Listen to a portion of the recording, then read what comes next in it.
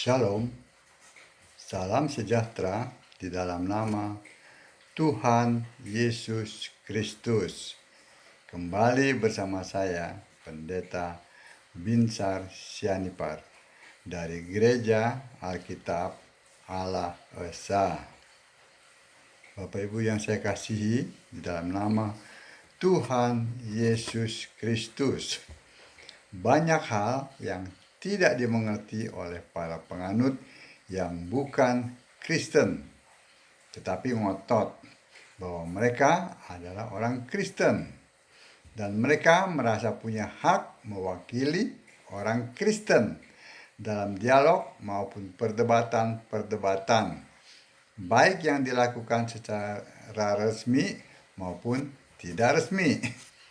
Finalnya, dalam debat-debat tersebut, mereka mempermalukan kekristenan, sebab argumentasi yang mereka bangun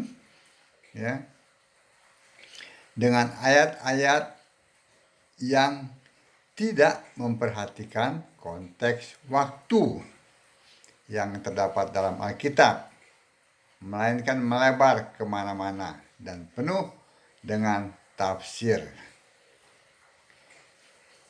Nah, karena orang-orang seperti inilah, maka kekristenan dihujat-hujat. Mereka tidak memahami ayat Alkitab yang mempunyai konteks waktu ya. Nah, sebagai contoh, Yesus yang lahir dari Maria dikatakan Tuhan. Nah, kalau manusia ya manusia, bukan Tuhan. Walaupun Yesus rohnya adalah roh Allah, roh kudus, roh Yesus. Tetapi saat itu dia adalah manusia yang dilahirkan oleh Maria. Ya. Terdapat dalam Lukas 1 ayat 35. Tuhan Allah harus roh. Yohanes 4 ayat 24. Mereka ini umumnya menyandang gelar, ya, para pendeta Tritunggal itu sarjana teologi, master teologi, bahkan dokter teologi. Sebenarnya mereka itu bukanlah orang Kristen, melainkan penyembah Bapa, penyembah Yahweh, penyembah patung Yesus maupun Maria. Mereka ada dalam kelompok Tritunggal, dalam Oneness, Sabellianus, Saksi Yehova, Yesus Only, Roma Katolik, Ortodok, dan gereja-gereja suku, gereja Protestan, karismatik lah. Nah, kalau orang Kristen adalah penyembah Yesus, satu-satunya Tuhan Allah, tidak menyembah yang lain, ya. Kisah 11 ayat 26. Saya akan bacakan untuk Bapak Ibu sekalian, ya. Kisah 11 ayat yang ke-26. Saya akan tonton saja, karena memang banyak waktunya, ya. Ini bukti bahwa orang Kristen, ya, mereka tinggal bersama-sama dengan jemaat itu 1 tahun lamanya, sambil mengajar banyak orang. Di Antiokhia lah murid-murid itu untuk pertama kalinya disebut Kristen. Jelas? Jelas sudah, ya? Nah, kita akan kembali lagi.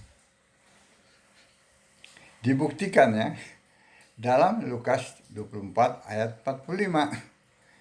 Kalau menyembah Yesus satu-satunya Allah, maka Yesus sendiri yang akan membukakan pikiran kita, sehingga kita mengerti kitab suci. Hanya Yesus dan tidak ada yang lain.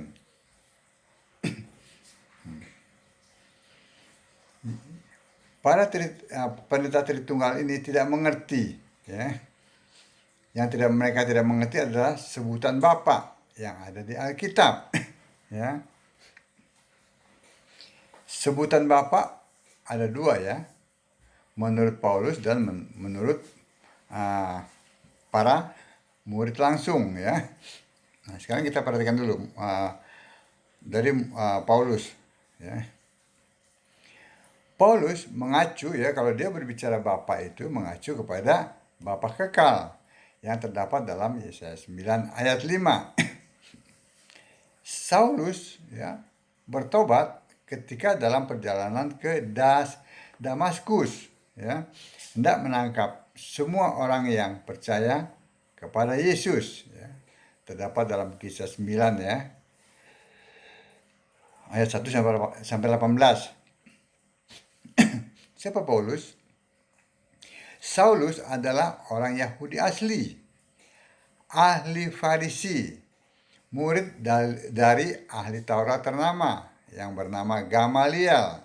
Itu terdapat dalam Kisah 22 ayat 3. Sebab itu pemahaman orang Yahudi, ya tentang Bapa itu, ya, sama dengan Paulus,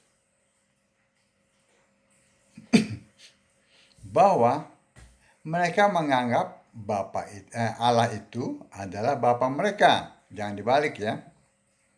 Mereka tidak pernah menganggap Bapa itu Allah mereka, tidak. Tetapi Allah itu dianggap Bapa mereka. Terdapat dalam Yesaya 63 ayat 16. Yesaya 63, kita lihat di sini. Yesaya 63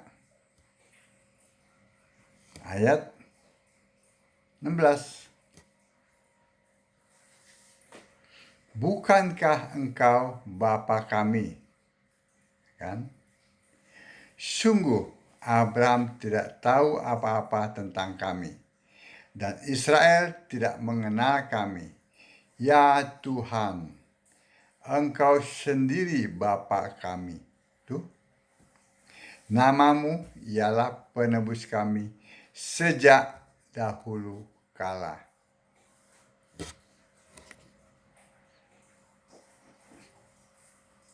Amin. Dan orang Yahudi, ya, hanya mengakui Allah itu satu.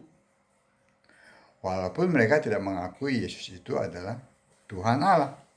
Tetapi mereka mengakui Allah itu satu. Ya. Terdapat dalam tercatat, ya, Ulangan 6 ayat 4. Dengarlah hai orang Israel, Tuhan itu Allah kita, Tuhan itu Esa. Esa itu satu.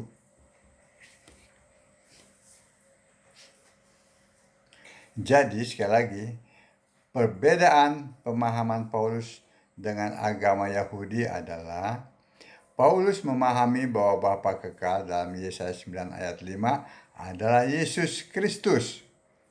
Ini terjadi setelah Paulus ditemui langsung oleh Yesus. Pada saat Paulus dalam perjalanan ke Damsyik untuk menangkapi para pengikut Yesus. Itu terdapat dalam Kisah 9 ayat 4 dan 5. Sementara orang Yahudi tetap memahami Bapa kekal itu adalah Yahweh. Padahal sesuai dengan Yesaya 43 ayat 10, ya, dan Yohanes 1 ayat 14, Yahweh sudah tidak ada lagi sebab sudah dibentuk menjadi manusia yang lahir dari Maria bernama Yesus. Dan sampai sekarang mereka tetap menantikan kedatangan Mesias. Jadi, ya, Paulus mengenal dan menjadi pengikut Yesus saat Yesus sudah tidak lagi jadi manusia, melainkan setelah Yesus mati di kayu salib, lalu bangkit dan naik ke sorga. Jadi semua tulisan Paulus mengenai kata Bapa, ya, selalu tertuju kepada Yesaya 9 ayat 5, bahwa Yesus adalah Bapa kekal. Contohnya dalam 1 Korintus 8 ayat 6, ya.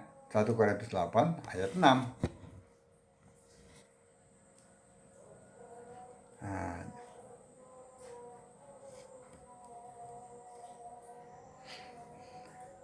namun bagi kita hanya ada satu Allah saja, yaitu Bapa, yang daripadanya berasal segala sesuatu dan yang untuk Dia kita hidup.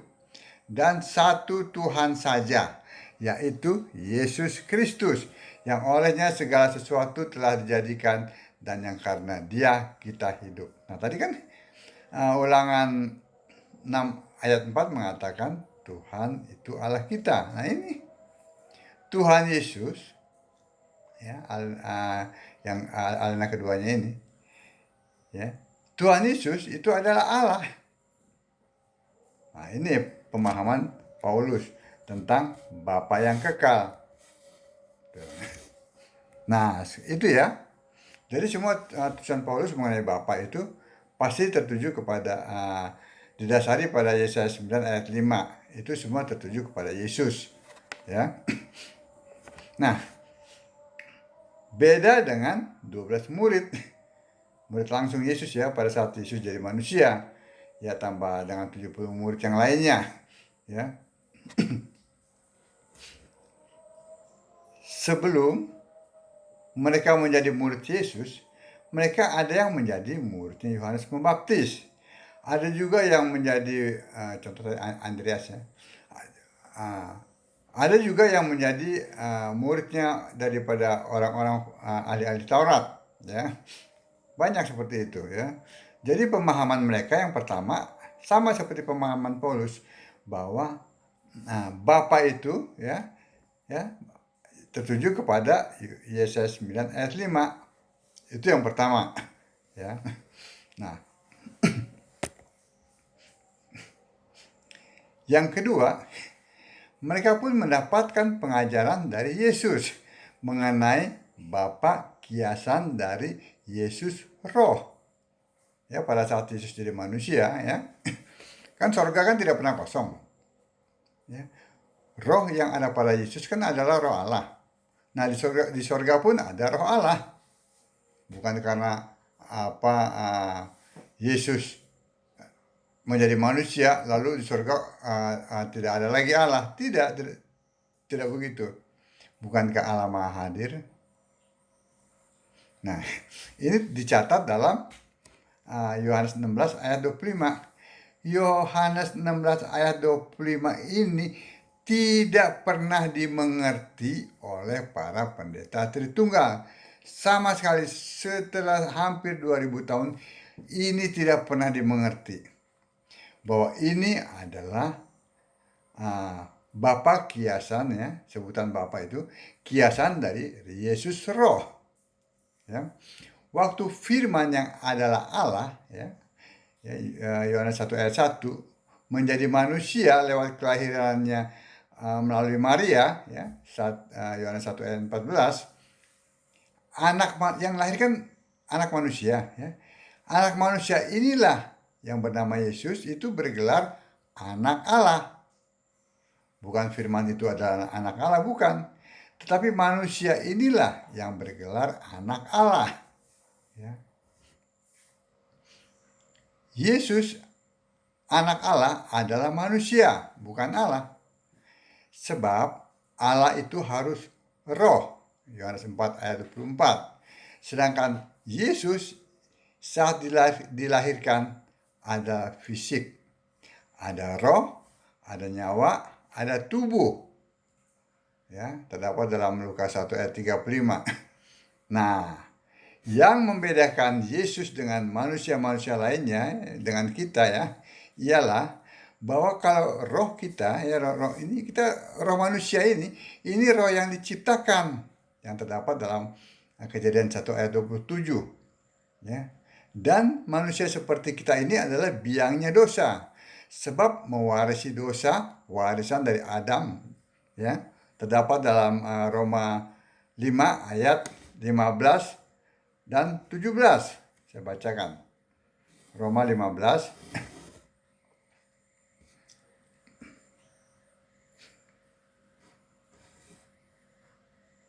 ayat 5.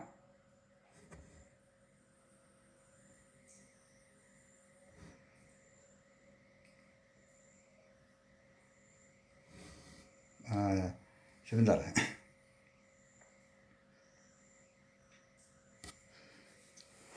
Roma 15 ayat 15 dan 17. Ya, betul itu. Namun karena kasih karunia yang telah dianugerahkan Allah kepadaku, aku di sana sini dengan agak berani telah menulis kepadamu untuk mengingatkan kamu. Jadi ayat 17, jadi dalam Kristus aku boleh bermegah tentang pelayananku bagi Allah. Oh sebentar.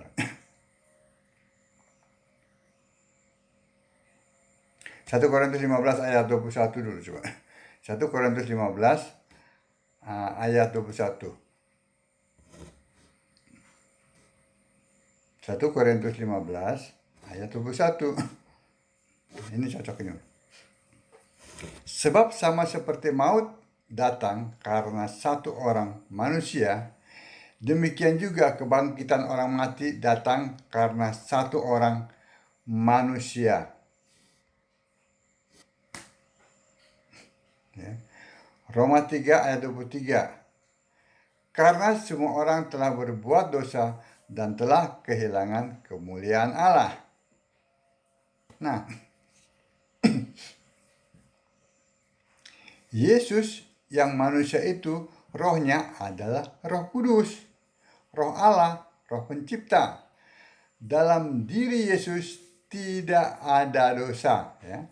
Kita lihat dalam 1 Yohanes 3 ayat 5 ya. Kita lihat. 1 Yohanes 3 ayat 5. Dan kamu tahu bahwa ia telah menyatakan dirinya supaya ia menghapus segala dosa. Dan di dalam dia, dalam Yesus ya, tidak ada dosa. Tuh bedanya.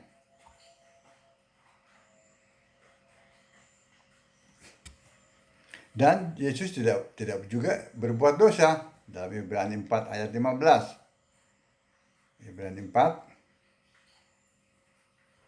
Kita lihat sini.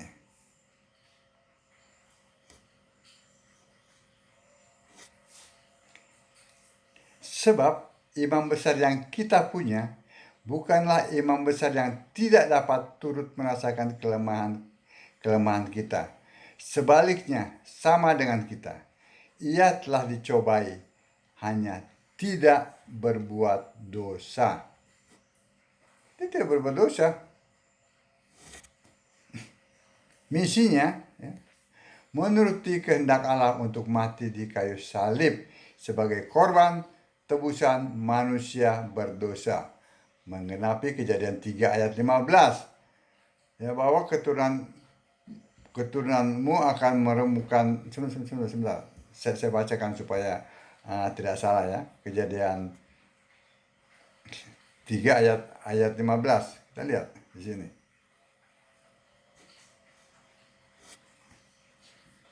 Baca firman itu harus hormat. Aku akan mengadakan permusuhan antara engkau dan perempuan ini, antara keturunanmu dan keturunannya. Keturunannya akan meremukan kepalamu, dan engkau akan meremukan tumitnya. Jelas kan?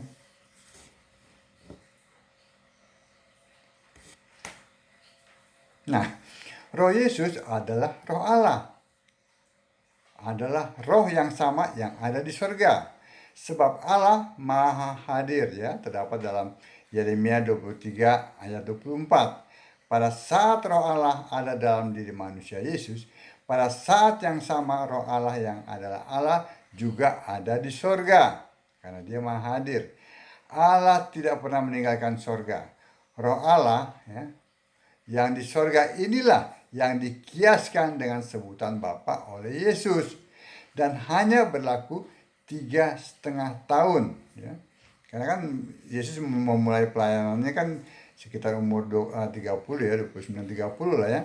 Lalu mati disalib kan umur 33,5 tahun. Jadi kurang lebih 3,5 tahun ya.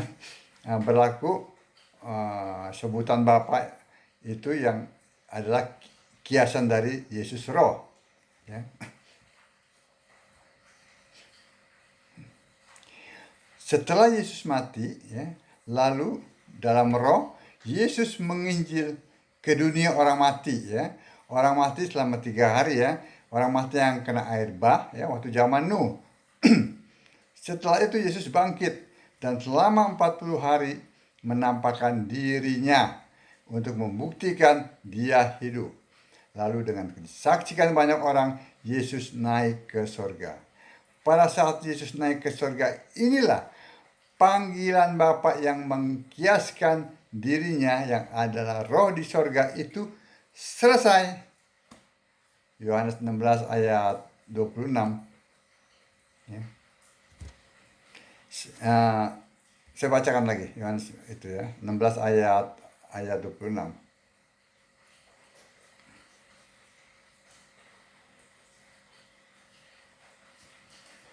Pada hari itu kamu akan berdoa dalam namaku. Nah, pada saat Yesus kembali ke surga, kita akan berdoa dalam nama Yesus. Ya. Dan tidak aku katakan kepadamu bahwa aku meminta bagimu kepada Bapa. Ini ayatnya.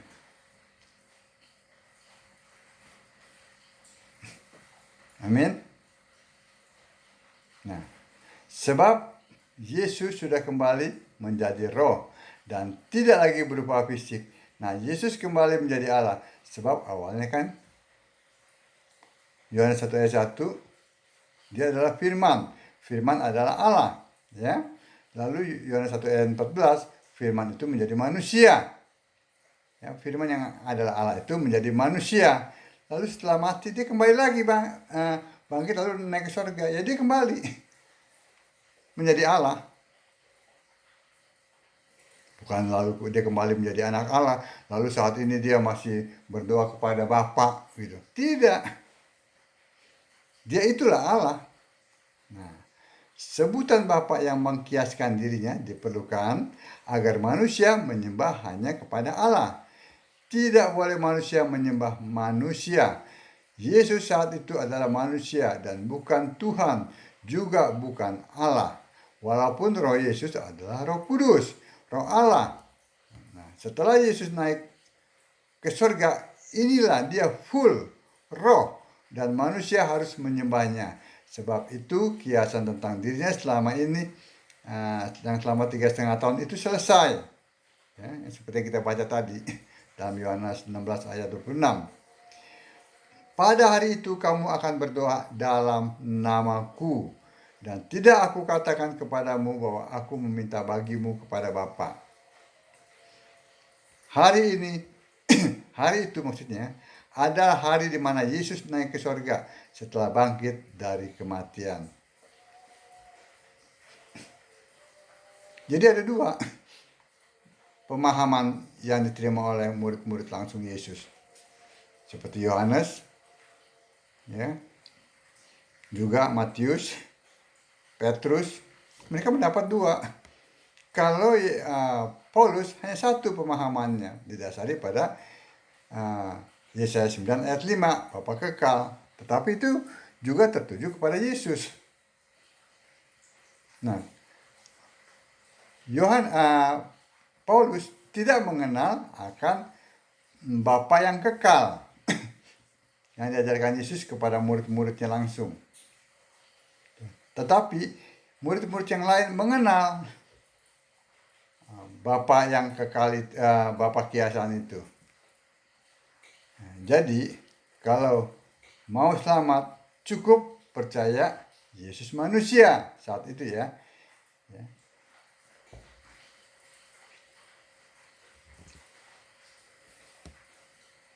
Tetapi tidak boleh menyembahnya. Dalam Yohanes 6 ayat 40 ya, Yohanes 6. Kita lihat Yohanes 6 ayat yang ke-40.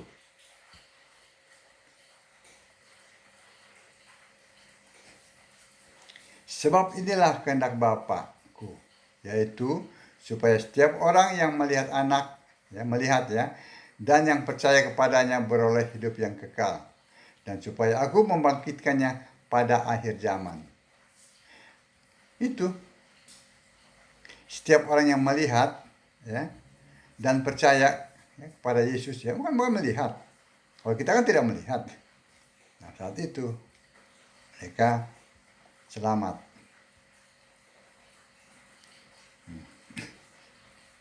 Inilah yang tidak pernah dipahami oleh para penganut Tritunggal.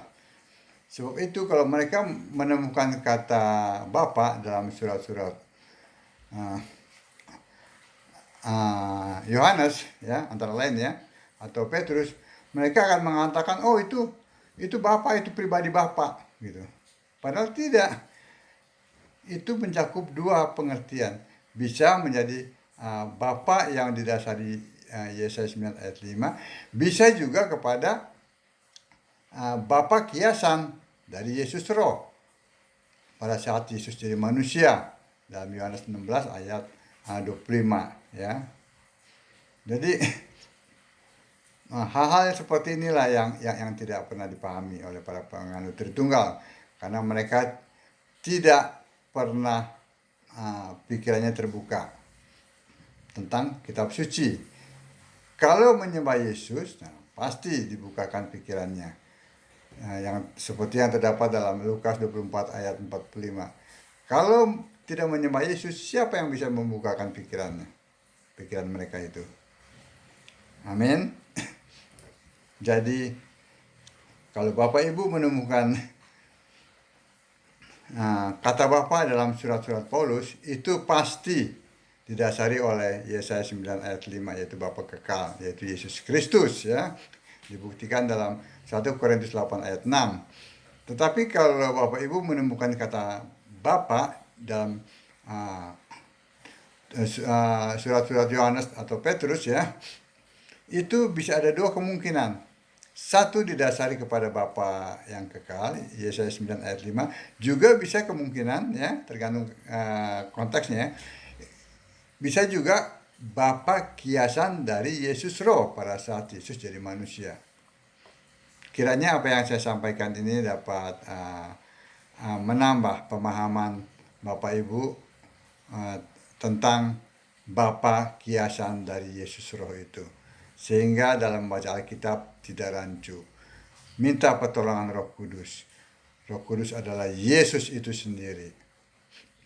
Dan dengan demikian kembali ke Alkitab dan sembahlah Yesus sebagai satu-satunya Allah yang benar, yang terdapat dalam Yudas 1 ayat 25, 1 Yohanes 5 ayat 20, Wahyu 1 ayat 8. Shalom.